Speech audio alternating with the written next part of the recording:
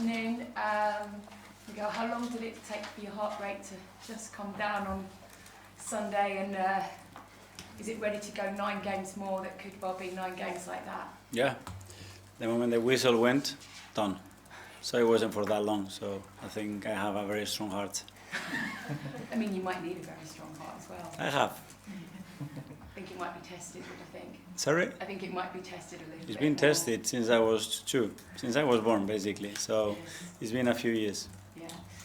Talk to us, you touched on a couple that might be back, might not be back for this game. Can you just elaborate a little bit? Yeah, especially Kai. So he's on a part of the session, so we will have to wait and see whether he's available and in which condition. And the rest, I don't think there is anybody else.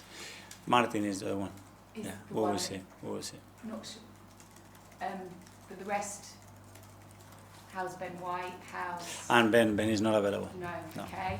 Max Dowman, you obviously played a little. Max Dowman is available, yes. Yeah. Max is available. Okay. It's better you give me the list so I go, if not I forget the names. names. Dan always tells me not to do that, so okay, that's okay. why I thought you'd elaborate. But we can go through the list. With Odegaard, you just said you thought it was a slight problem with his knee. Yeah. Will he be alright for the Saturday, you said maybe? That's what I said, that we have to wait and see how comfortable he is to do certain actions, yeah. Okay. And the other one was Rice came off, didn't he? Yeah. Is he okay? I hope so. He was much better today. Obviously, we haven't really trained because we have only 2 days to prepare the game, so hopefully he's going to be better tomorrow. And the last one on the list was David Raya. Yeah. Is he okay? Because you weren't sure where you at the end of the game. David is good, yeah. Good to go. A lot of people, Mikel, have picked up on the fact that you have scored corners again. A lot of people are saying that it's not the football that they want to watch. A lot of people have said you're stretching tactics, particularly the man you're playing against tomorrow night. But you sit top of that kind of corners league with 16. Do you think actually every Premier League manager would like to be where you are and have the ability I certainly want to be. Like I'm upset that we don't score more and that we concede as well. So we want to be the best and the most dominant team in every aspect of the game, and that's the trajectory and the aim of this team. And as a club, we want to be the same. So try to do that. Does it surprise you that you're doing something so well and yet somehow you're still getting criticised for it? Part of the job. Yeah. You also talked post-match about kind of game management towards the end of a match. Yeah. And what have you sort of taken from that Chelsea game in terms of maybe learning from it and easing some of that anxiety that's kind of palpable, isn't it? I mean, I was emotionally exhausted and I'm not even invested in this title race. It's so hard to not get drawn into it, isn't it, for the players to not get drawn into it? And I guess that does come down to game management in a sense. We had to do much better with the ball. We didn't finish enough actions, and then I said as well, credit to Chelsea as well. They got from very, very tight situations. They produced the biggest chance from a cross that is not a shot, converted into a shot, and David has to make a big set. That was it. So, yeah, a few days ago against the Spurs, the second half, when we were 1-1, and the game obviously deserved much better from our side. We managed to score 3 goals and win the game more comfortably. So, all the time we have to continue to learn.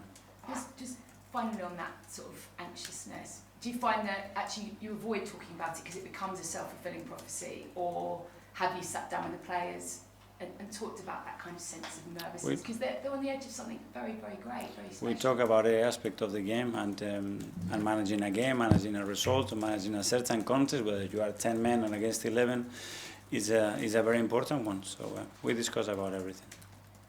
Sia from the Premier League. Hi, Mikel. Hello. Brighton tomorrow. A team's organised, they push up the pitch a lot, been quite sporadic, sometimes inconsistent, you never know, but they've got quality all over the pitch. Yeah. What have you made of them? Very, very good side, the way they are coached as well, and they have a sequence of years as well with a very similar style and players that fit really, really well what they want to do. They really believe in what they do. So, yeah, always a very tough opponent.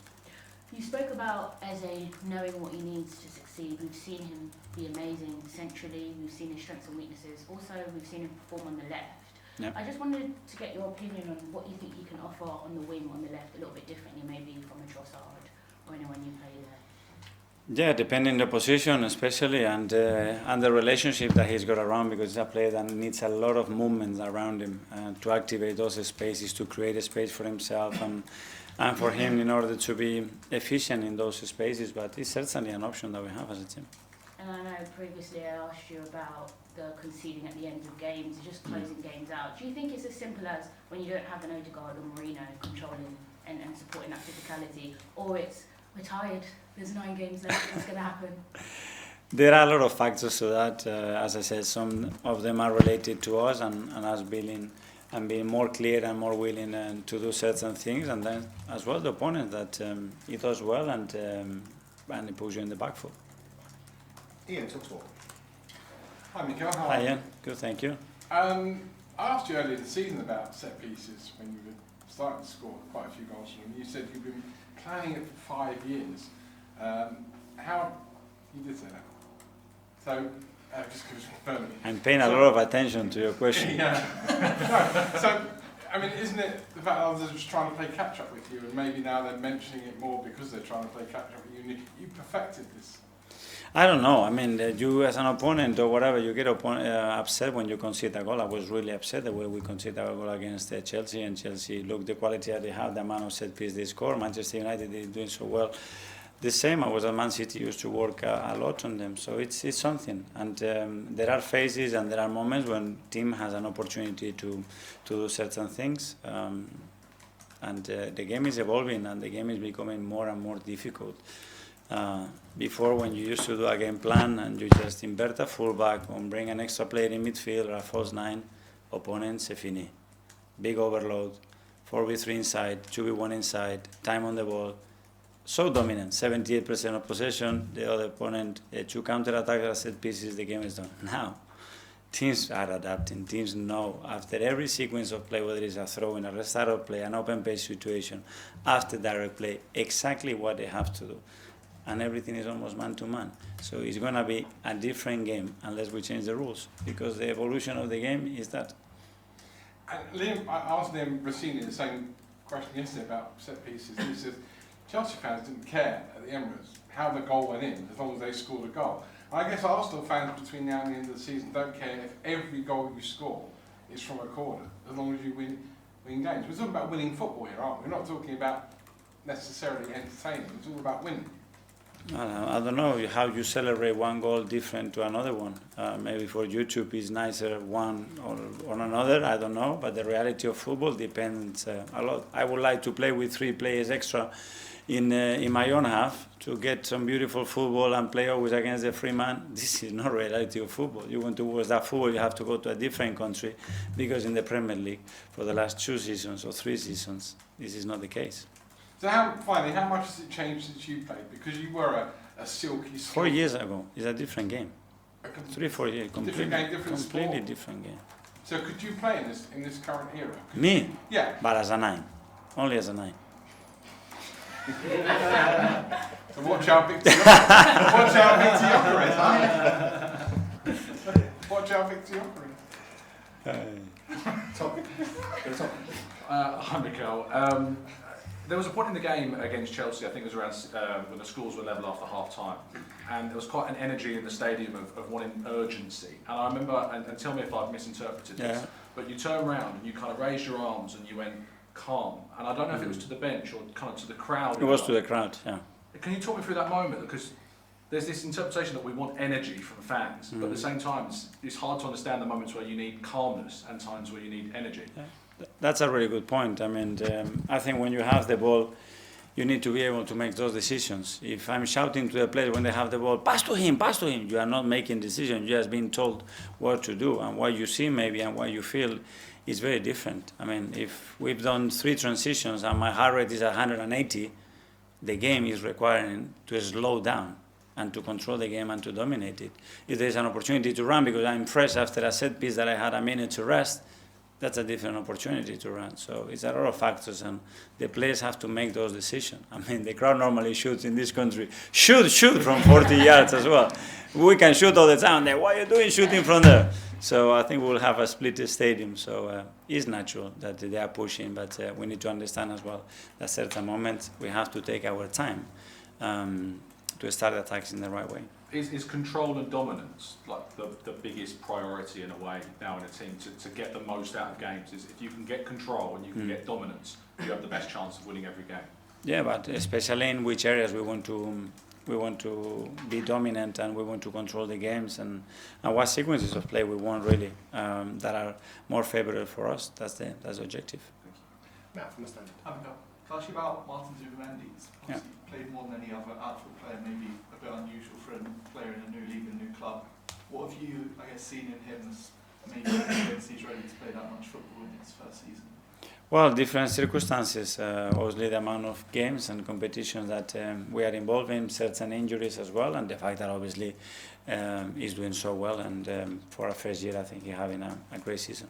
Do you have any concerns, obviously his first time not having a winter break, are there any concerns that could start catching up with him? Do you sort of have to manage his training or workload? We have, we have to do that now. I think we are late. We've been doing that for the whole season. It's an unprecedented season for us. We never played that many games ever in our history. And on top of that, those guys, after they're going to go with the national teams in March. And on top of that, we have a World Cup. So for sure, there is something that we keep an eye. But they're going to break every record that they had in the past, whether it is in one season, in two or in three, because the amount of games that they have is inevitable. James, Athletic. Hi, Mikel. Hi. Just wanted to ask about actually Martin and Declan in midfield. It feels like they've struck up a really natural chemistry and it's really developing as a partnership. Do you think of them now in your mind as a pair, as a two? Yes, I do.